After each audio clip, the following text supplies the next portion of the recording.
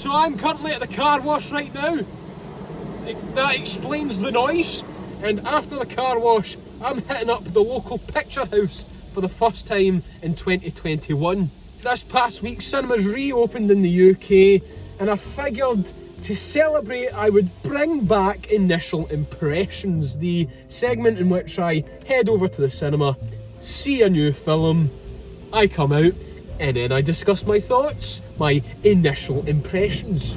I thought it would be best if I went and saw one of the new releases. On Monday, when cinemas reopened, we were graced with 2 new features nationwide. I asked everyone on my Instagram which movie they would want me to review. And if you've read the title of this video, then you know which one won the poll. Yes, that's right, I'm going to see Peter Rabbit 2. I think my Instagram fans are just set out to embarrass me.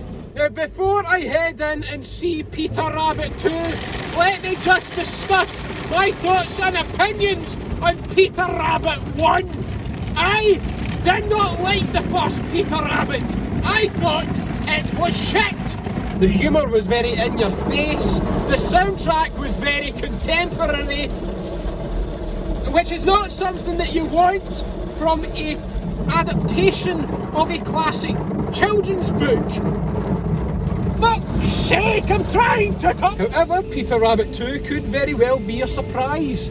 I mean, if franchises like Babe and Stuart Little and Paddington have taught me anything, it's that live-action talking animal movies based on children's books tend to improve with their sequels. But we won't know unless we go and see it, which is what I'm going to do right now. So, let's head!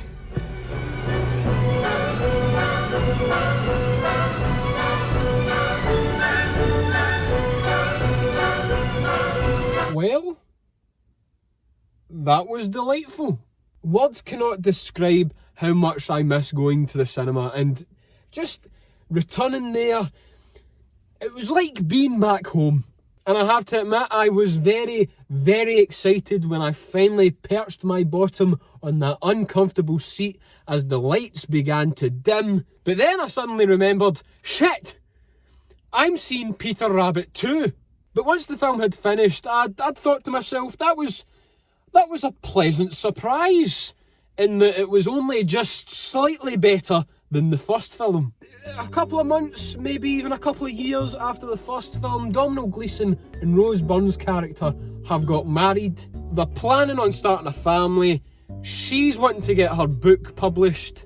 And Peter Rabbit is also there, who comes to the sudden realisation that the people around him do not like him one bit. The people around him treat him as though he is a bad guy. Where you going, son? That's right. Camera shy. So he decides to run away from his family and the farm and live a brand new life in the dangerous city. And while I thought this film was a bit better than the first, I don't think children are going to agree with that statement. I think children are going to be bored to tears with this film, in all honesty. Whereas the last film's humour was very in your face and very loud and obnoxious and just filled with slapstick, this film kind of tones all that down a bit. Those jokes are still in there, but they're not as frequent as they were in the first film. Instead, this movie goes for more of a sort of Deadpool sense of humour, in that it's very self-aware. There's a few fourth wall breaks. So the film kind of has this arrogant, smart arse sense of humour that I think is going to alienate children. There were like 5 or 6 children in my showing, and I barely heard a laugh from any of them. Except from this one kid who I just feel was laughing just to ease the awkward tension that was in the room whenever a joke failed. So yes, the humour didn't work, but how was everything else? Please, Michael, tell me, how was the rest of Peter Rabbit 2? Because that's the burning question that's in your mind right now. seriously, grow up. It's Peter Rabbit 2, for fuck's sake. The animation was fine. I mean, the creatures themselves looked good enough, but it was mainly the way that they were implemented into the film that I had an issue with.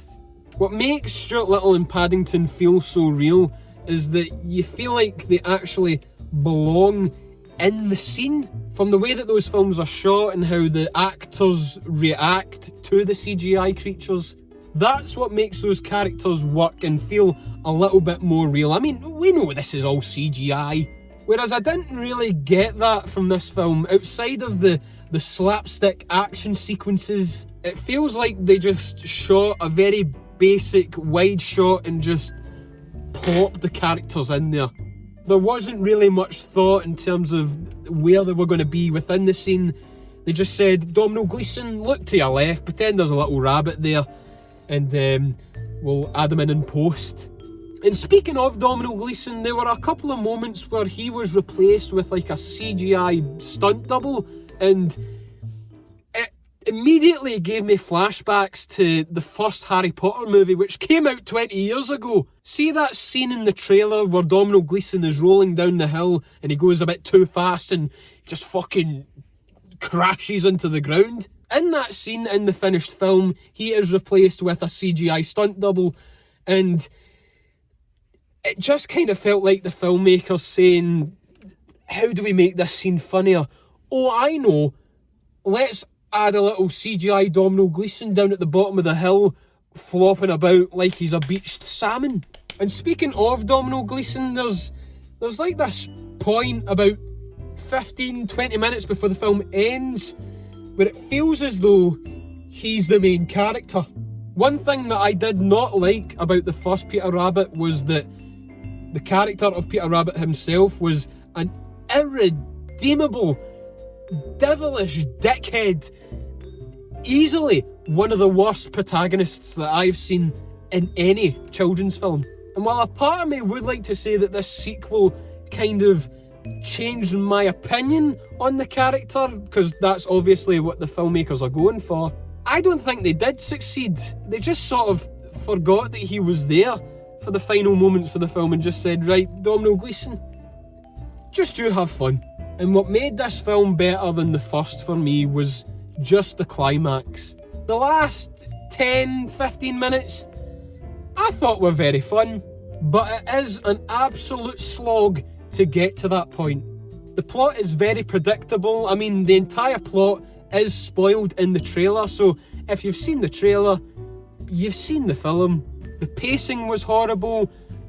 The whole thing just sort of lacked focus, and it just seemed very reminiscent of better family films. There were a lot of moments in this movie where I was like, right, I could just be watching Over the Hedge right now. This film is essentially Over the Hedge. So instead of risking you and your children's life going to see this film on the big screen, don't do that. Just watch Over the Hedge. Or Babe. Or Paddington. Or Stuart Little. You know, there's going to be people in the comments saying, Michael, this is a kids' film.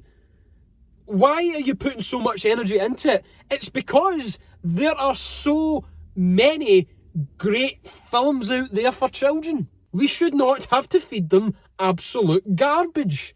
I can't really say that. It wasn't the worst film that I'd ever seen.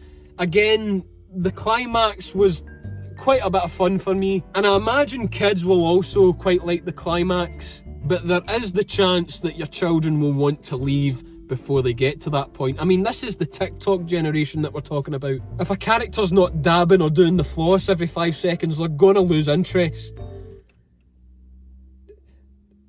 I sounded so much like a grandpa there. Do people still dab? Do people still floss? I'm going to give the film a 3 out of 10. If you and your kids are looking to see something on the big screen, don't bother with this. I believe Raya and the Last Dragon is shown in some cinemas, so just take them to go and see that. It's not the best Disney film, but it's better than this pish.